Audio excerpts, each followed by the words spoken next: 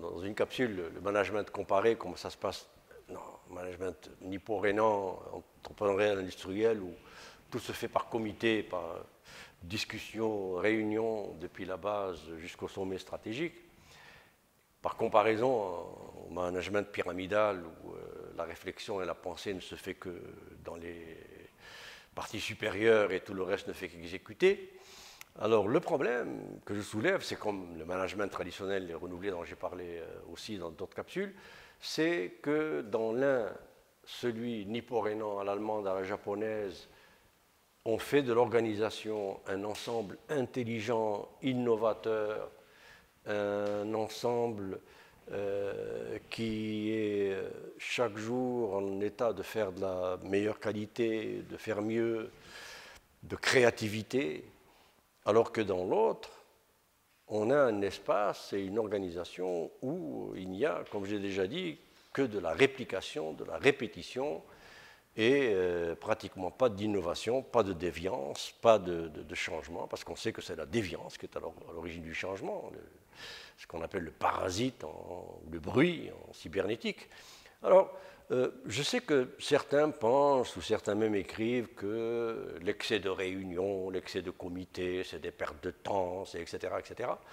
Mais il faut faire attention à la façon dont on voit les choses et dont on réfléchit à tout ça.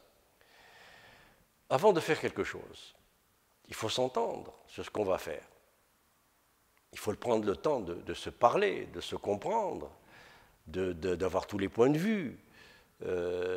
Et plus on a de points de vue sur la façon dont on va faire quelque chose, plus on a un répertoire le plus large possible des pièges, des ratés, des mauvaises directions possibles, de tout ce qui est à éviter, et aussi une idée de la plus grande panoplie possible de ce qui peut réellement conduire à faire le mieux. Donc, plus on prend du temps à se parler de ce qu'on doit faire, et plus on est nombreux à le faire, donc par petits comités, comme je dis, depuis l'atelier jusqu'au sommet, eh bien, plus on a des chances d'avoir une organisation intelligente et une organisation qui va bien faire les choses. Pourquoi? Ben, c'est très simple. Quand on a pris le temps de se parler, mécaniciens, électriciens, comptables, financiers, personnes du marketing, des ventes, etc., etc., ressources humaines, tout ce que vous voudrez, quand tous ces points de vue s'expriment, s'expliquent, s'entendent, se convainquent mutuellement, se comprennent, eh bien, tout le monde est motivé. Tout le monde est content parce qu'on a pris compte de son point de vue. Tout le monde est prêt à contribuer de son mieux parce qu'il sait que son point de vue est inclus dans ce qui va être fait. Tout le monde sait ce qu'il a à faire. Tout le monde sait ce que tout le monde va faire. Et donc, l'exécution, ce qui est le plus important, le fait de faire la chose va se faire beaucoup plus vite et beaucoup mieux.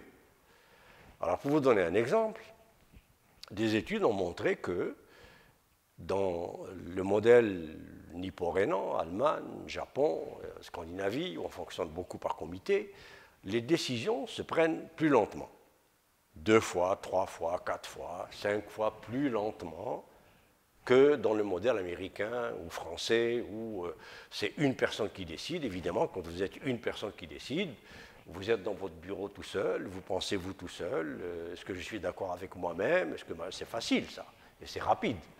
Et vous pouvez prendre des décisions très rapidement. Bon, mais le problème, c'est que cette décision a été prise par une personne ou un petit comité, et des centaines et des centaines ou des milliers de personnes qui sont concernées par l'application de cette décision ne l'ont jamais discutée, ne l'ont jamais décortiquée, ne l'ont jamais analysé, n'y ont jamais contribué, ne savent pas pourquoi, ne savent pas quelles sont les raisons, ne savent pas quels sont les déterminants, ne savent pas qui fait quoi, ne savent pas où ça va aller, ne savent pas à quoi ça va servir, ne savent pas qui va contribuer ou non, et de quelle façon ou non, ne sont pas d'accord puisqu'il n'en a pas discuté, sur la façon dont ça va se faire et ce qu'il faut faire, eh bien, évidemment, la décision est rapide, mais l'application de cette décision sera très lente et mauvaise.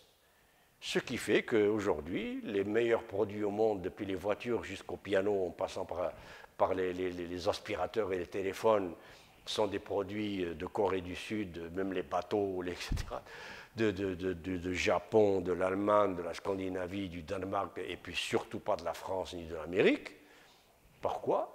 Parce que les décisions se prennent en Allemagne, au Japon, en Corée du Sud, Malaisie, Scandinavie, 2 fois, 3 fois, 4 fois plus lentement, mais on prend le temps pour que tout le monde donne son avis, que tous les avis soient pris en compte, que tout le monde soit motivé de voir que son avis est pris en compte, que tout le monde se comprenne, que chacun sache ce qu'il a à faire, où, quand, comment, pourquoi, pour quelle raison.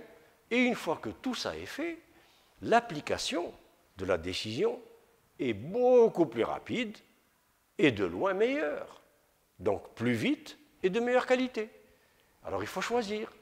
Est-ce qu'il vaut mieux un management où on décide vite et on fait mal, et un management où on décide lentement, mais on fait bien et constamment? Alors, ça m'amène à dire, donc, qu'est-ce que c'est l'entreprise intelligente? C'est ça. C'est celle où on se parle. Il faut se parler. Se parler, ce n'est pas perdre du temps. Le temps qui est perdu, c'est le temps qui est perdu à ne pas se comprendre sur ce qu'on doit faire ensemble. Tant que vous avez un de vos employés, un de vos ouvriers concerné par une décision qui n'a pas été mis dans la possibilité de comprendre, de s'entendre sur ce qu'il a à faire, vous aurez forcément quelque chose qui manque dans l'exécution de ce que vous voulez faire. Donc, le temps de se parler pour se comprendre n'est jamais perdu. Le temps qui est perdu, c'est le temps qui n'est pas mis à se comprendre. Alors ça, c'est très difficile à admettre quand on est un adepte ou quand on est conditionné par le management traditionnel à l'américaine qui valorise le how to make money, la décision rapide, la décision immédiate, etc. Non, ce n'est ni sage ni efficace. Bon, donc l'entreprise intelligente, qu'est-ce que ça nous amène à se nous demander qu'est-ce que l'intelligence? Alors on ne va pas trop élaborer là-dessus. Disons que l'intelligence individuelle, et ça on peut le démontrer très facilement, c'est de la mémoire combinée. Plus un individu, un être humain, a des éléments dans sa mémoire variés, de la connaissance variée, des connaissances, géographie, histoire, littérature, philosophie, poésie, peu importe, même s'il est ingénieur, ou technicien, ou peu importe, ou informaticien ou informaticienne, peu importe, plus il sera intelligent. Pourquoi? Parce que l'intelligence humaine est une intelligence conceptuelle. C'est de la combinaison de concepts.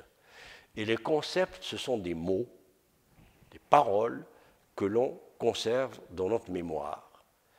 Et la fonction de combinaison, c'est la fonction factorielle. Donc, un cerveau qui a 5 éléments dans sa mémoire, sa capacité totale d'être intelligent, c'est factoriel 5. Factoriel 5, son résultat, c'est 120. Ce n'est pas beaucoup. Mais vous prenez un cerveau qui a 10 éléments.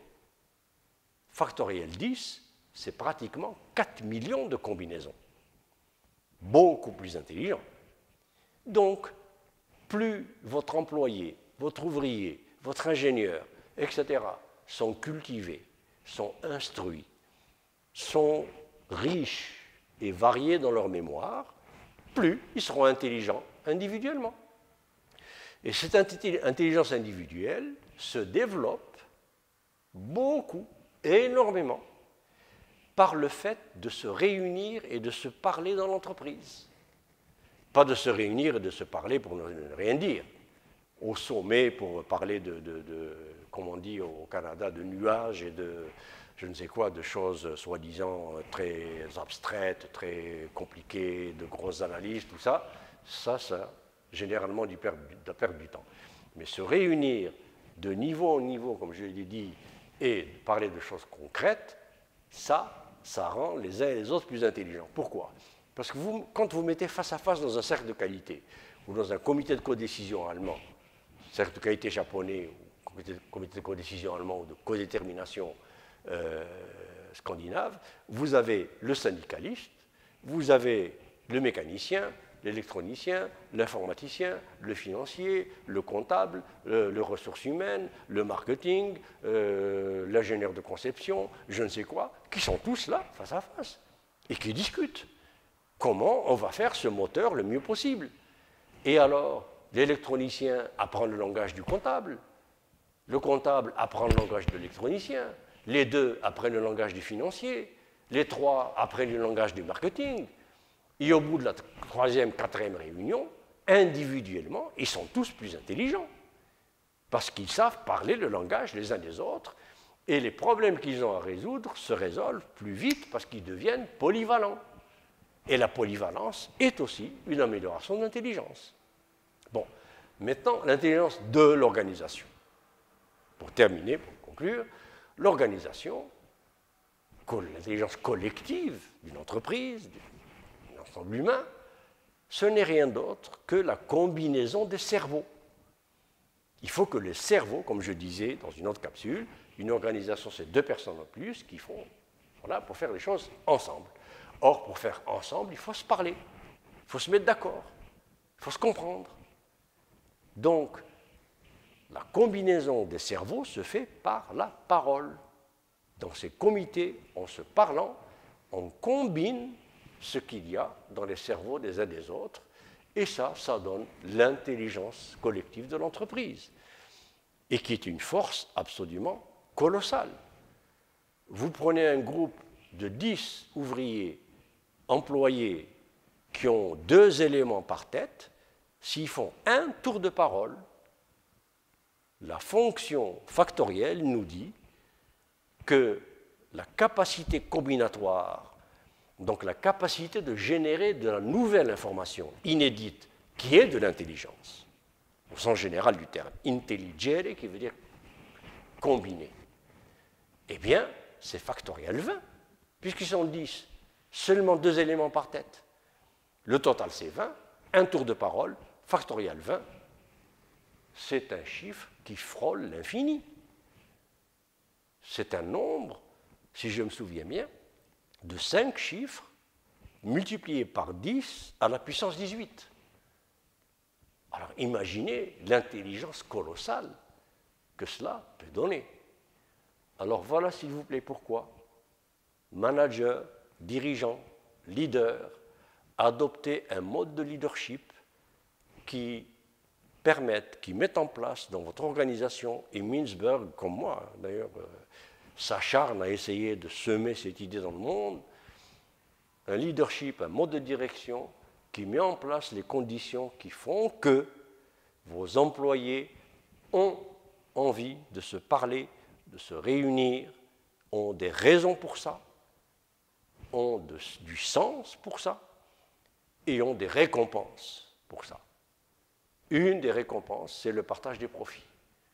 Les entreprises que je connais, même en Amérique, il y en a beaucoup, au Canada aussi, il y en a pas mal, qui font que chaque employé qui participe dans les comités, dans les décisions, en équipe, etc., tout ce qui sort, chaque dollar de bénéfice, il a un pourcentage. Ce qu'on appelle l'intéressement. On a essayé de le faire en France, ça n'a pas marché, on appelait ça la politique de l'intéressement, tout simplement parce que le modèle pyramidal est trop dominant et ils ne sont pas arrivés à l'appliquer et à s'en sortir. Mais ça n'est pas du tout impossible, ça peut se faire. Donc voilà, pour cette capsule sur l'organisation intelligente et qu'est-ce que l'intelligence organisationnelle.